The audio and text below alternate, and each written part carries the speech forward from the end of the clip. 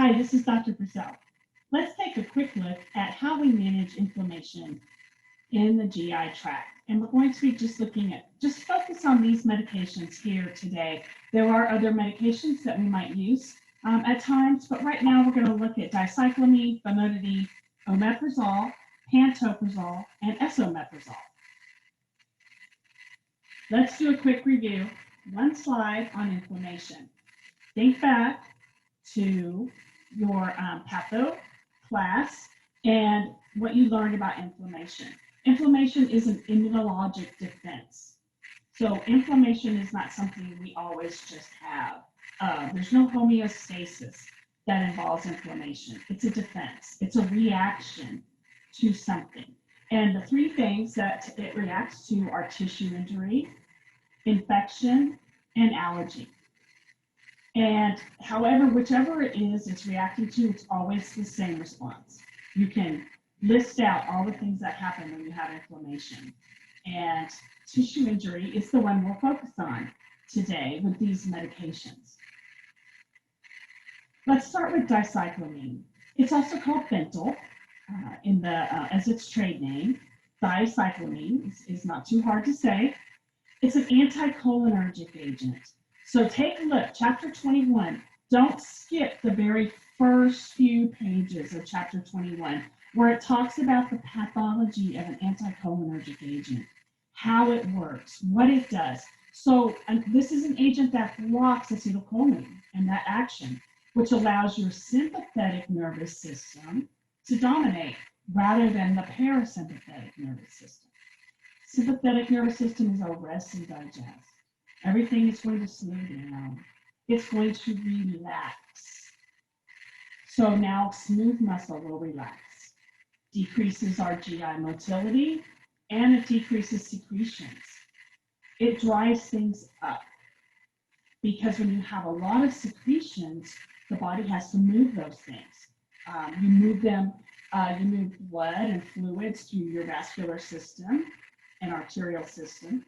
In our GI tract, which is the focus right now with inflammation that we're talking about, lots of secretions in the GI tract have to be moved. And so you get a lot of GI activity when you have a lot of secretions.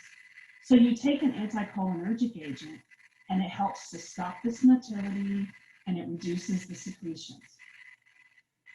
So the drug we're looking at right now is dicyclomine, an anticholinergic agent. You can find the profile on page 327 in your Lilly textbook. It's not very long. It's not very big. It's a simple drug. We use this drug in the treatment of irritable bowel syndrome, abdominal cramping, and spasms. Somebody that has, for instance, bladder spasms, we might give them dicyclomine to help relax the bladder and stop the spasms. With irritable bowel syndrome, abdominal cramping and pain, and hypermotility is a big problem, and hypersecretions. So the dicyclomine helps to calm all of that down. That is an inflammatory response and helps to relax that response. It is also used in the cholecystitis, when there is a gallbladder stone in the bile duct that when it's stuck there causes the duct to have inflammation in response to tissue injury. And then you have the inflammation, the swelling, and that causes spasms. It can also cause then pancreatitis if it's in a certain part of the bile duct.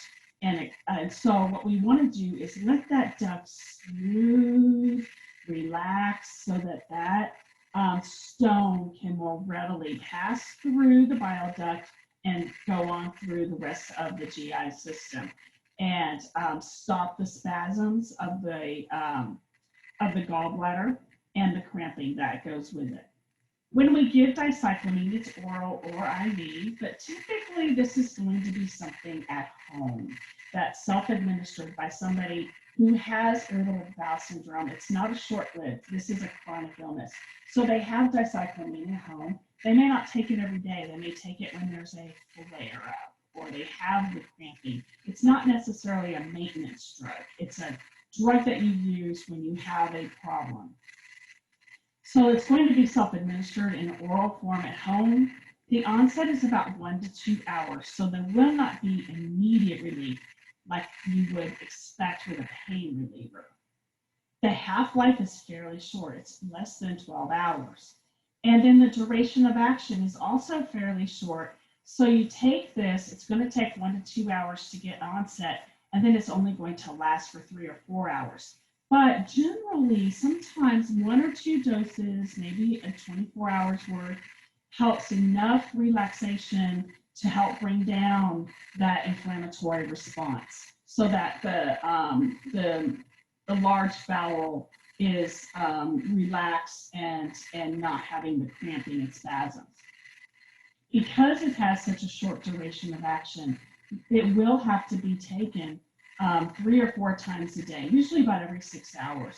So it's not a maintenance drug that is easy to take because you just take it once a day to prevent things. This is going to be something taken in response to something, and it doesn't have to be taken every 6 hours. It's taken every 6 hours as needed.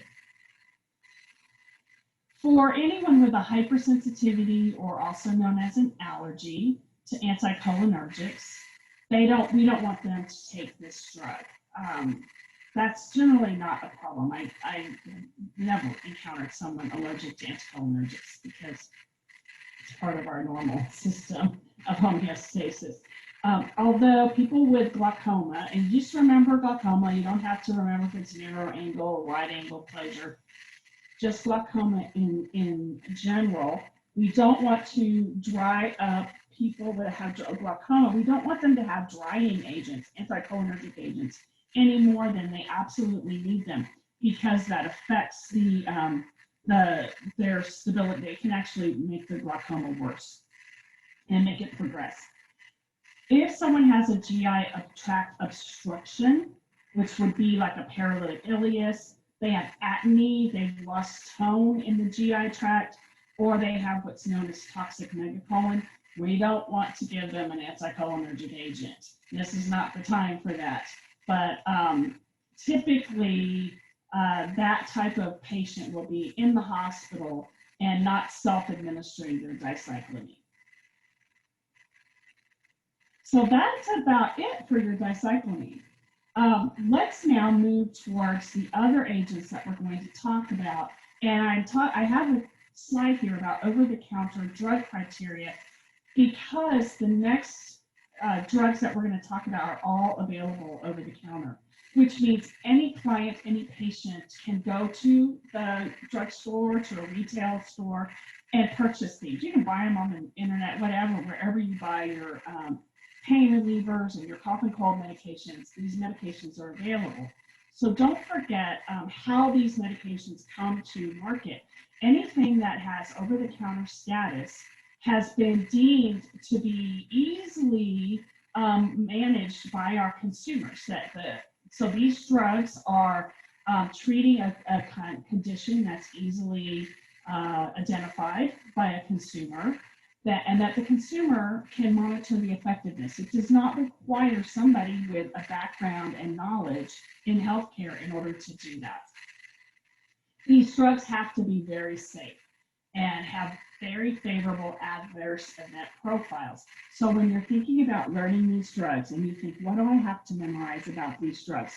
I'm telling you, they're all over the counter. So first of all, that helps you to know that their adverse effects profile is probably very, very, very small, because they have to be very safe if the general consumer is going to administer them to themselves and monitor their effectiveness without a healthcare provider.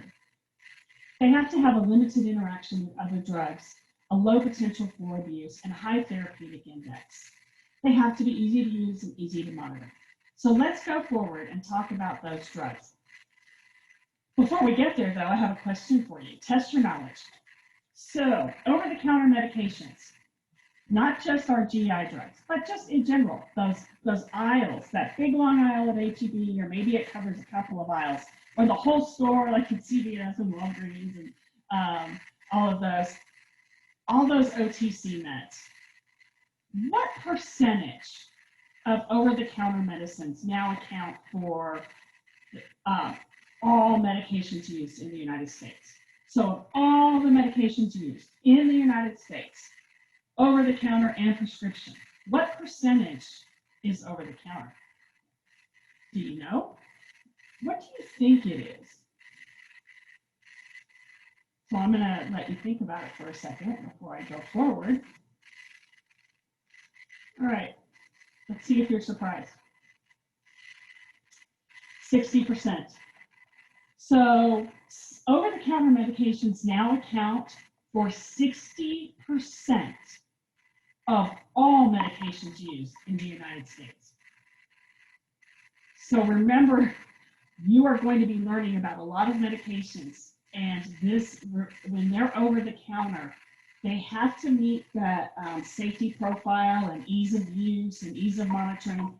So about 60% of the drugs used meet those criteria. Let's talk about famotidine. Famotidine is an H2 receptor antagonist, which means it's a histamine 2 blocker. We have histamine 1 and histamine 2. H1 antagonists are things like Benadryl. It's an antihistamine, right? This is also an antihistamine, but we typically call it an H2 blocker or H2 receptor antagonist. So that's the parietal cells in the stomach. Well, you have parietal cells, but it's the ones in the stomach that have produced hydrochloric acid or the hydrogen ion. And it specifically requires H2. It has a receptor for histamine in order to give the proton pump lots of energy to push out hydrogen ions to help have pH, acid in the stomach. So when you take famotidine, an H2 blocker, you block that acid-producing receptor on the parietal cells. This means then that the hydrogen ion secretion is going to go down, which is going to give us an increased pH in the gastric fluids. It doesn't block 100%. It doesn't stop all of the hydrogen ions, but about 90% of them from being pushed out into the stomach to be, just that's exactly where it's going. And so it does most of them. Again, it doesn't stop the pump from pushing out the ions. It stops the energy that is what runs the pump. So if you are driving a car, this H2 blocker would stop.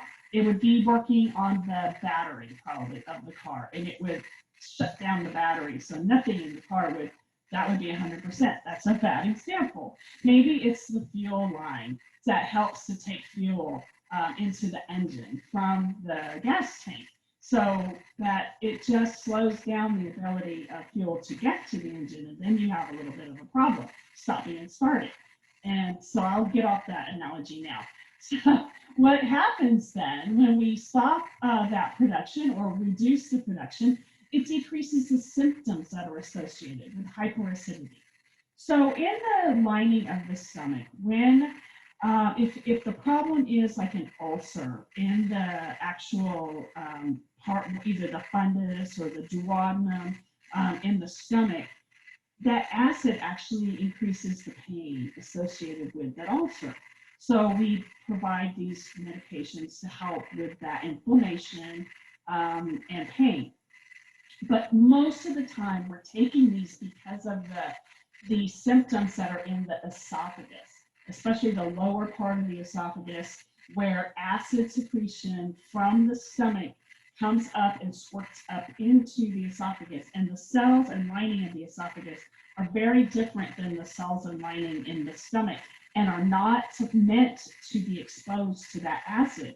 And so it burns and it causes esophagitis, which is inflammation. And so when somebody takes these H2 blockers, what it does is it really helps decrease those symptoms. And it doesn't stop that squirting or regurgitation of the acid up into the esophagus, because that still happens. But remember, what happens is the pH level is less acidic now in the stomach, so they have fewer symptoms of that acid on the cells. But the mechanism that's the underlying problem is still occurring. The page 77 in your Lilly textbook shows the drug profile for famotidine. And it is available over the counter in the PO form. There is an IV form as well, and we give that in the hospital. The indications are very wide. It ranges from just general heartburn and gastroesophageal reflux all the way to Zollinger. There's a whole syndrome. It's very rare syndrome where there's hypersecretions. And just to let you know, over the counter, you can buy the 10 milligram or 20 milligram tablets. And the 10 milligram you can take twice a day. The 20, they say usually once a day, but you can take it. It actually can be taken much more often. That's the low side of the dosage, but it goes all the way up to 160 milligrams every 6 hours, I think it is, or 4 times. I think it's every 6 hours, 4 times a day, or it's every 4 hours, 6 times a day. But it comes out to 640 milligrams a day. And so it has that huge range of dosing. What does that mean to you? That means this is a very, very safe drug. It has a large therapeutic index, very wide. And so let's say somebody takes their 20 milligrams over the counter famotidine in the morning, and they take another one that night, and the next morning they realize, I took an extra one. It says to just take 20 milligrams once a day, and I accidentally took it last night, so I got 40. What would you advise them? They're going to be fine. Because we can give up to like 640 milligrams a day. So they're actually going to be fine. And the adverse effects there's really none associated with this drug. So it's just the over-the-counter dose. This is what the FDA approved to be over the counter. So what are the contraindications? Why should somebody not take famotidine? Well, if they have an allergy to H2 receptor blockers, we don't want them to take it. And honestly, if somebody has an allergy to this, I would guess it's not really to the active drug. It would be to something else that's in the formulation that's part of making the tablet. Because this is, again, it's something that we have, we naturally do block H2 receptors once the acid is a certain pH in our parietal cell, in our stomachs. So very few people would actually have an allergy to this. And the adverse effects have like almost no incidence of adverse effects with famotidine. So what do you need to remember about this? Well, famotidine is used with GI inflammation to help decrease the symptoms that are associated with that, usually with esophagitis. And it is very well tolerated. It's very safe. It has a really wide milligrams therapeutic range. And it's available over the counter. So we don't have to monitor these patients. A healthcare provider doesn't even have to be involved in this. And no labs to monitor or anything like that. So what you need to know, though, is there's 60%, remember, of medications that are used in this country are over the counter. What this means to you is that you have to always ask your patients what they're taking besides what's prescribed to them. What are they taking over the counter? The thing is, if someone is taking famotidine or any of the other drugs we're going to talk about here for GI, and they start having to take more and more and more, and they're maybe even exceeding the 20 milligrams a day because of their symptoms, they may be needing to seek medical assistance because they have something else going on that does need to be investigated and managed by a healthcare provider. Now we have our 3 PPIs, proton pump inhibitors, here, and there's omeprazole, pantoprazole, and esomeprazole. And I noticed that your book doesn't have the esomeprazole in it. If that's okay, I'll tell you what it is. Omeprazole was the very first PPI, and it's a little purple pill. And they call it the purple pill. It actually became, for people with GERD, it was like a miracle because it really took away their symptoms and their pain. And then omeprazole had a baby brother, and his baby brother is esomeprazole. And esomeprazole is, to see how omeprazole is in there, and then it has the ES, think extra strength omeprazole, and it basically is. But esomeprazole has the added benefit of actually healing the tissue that's been damaged by and has the inflammation from the acid, usually in erosive esophagitis. And then you have pantoprazole in there, their little cousin, who has the benefit of being able to be given IV. And so we use that one in the hospital. If you will read a little bit about PPIs, and actually, I think it's actually at the beginning of chapter 50, when you kind of read about the patho of the parietal cells and how they work. Somewhere in there, it talks about research over the last, 15, 20 years that has shown that patients who are admitted to the hospital, especially in intensive care units, within 24 hours often develop duodenal or gastric ulcers. And these can bleed and actually cause significant patient harm and sometimes death. So what we now know from research is that we give proton pump inhibitors as a prophylaxis to prevent that stress ulcer from forming. And it's not just critical care patients. Most patients who are admitted and are going to be in the hospital more than 24 hours will be on pantoprazole, or it's known as Protonix. And the hospitals tend to stock that one because it comes as an oral or an IV. So for our patients who are NPO, we can still give them their GI protectants and prevent their ulcers because we can give it IV. So you won't really see omeprazole and esomeprazole in the hospital because they're not available IV. So the hospital formulary for the pharmacy says it's just that much easier to carry pantoprazole to cover all the need for a PPI. So how do they work? Well, in that same parietal cell, this drug works on the pump, the hydrogen pump, and it binds irreversibly to that proton pump that pumps out the hydrogen ions out of the cell and into the gastric, into your stomach. And so what happens as a result of that is that the movement of the hydrogen ions is thereby blocked, and it blocks all gastric acid secretion. So now you can imagine none of the reflux into the esophagus is acidic, and that's why it is such a relief for people that have had horrible GERD and start on these PPIs. They no longer have that pain. It stops more than 90% of acid secretion over 24 hours, which makes most patients temporarily achlorhydric. Well, what is achlorhydria? And that is meaning you don't have any hydrochloric acid, which, believe it or not, doesn't affect food absorption. But it can cause certain complications, such as bacterial overgrowth in the GI tract, some intestinal metaplasia, and hip fracture due to the lack of magnesium. It inhibits the absorption of magnesium.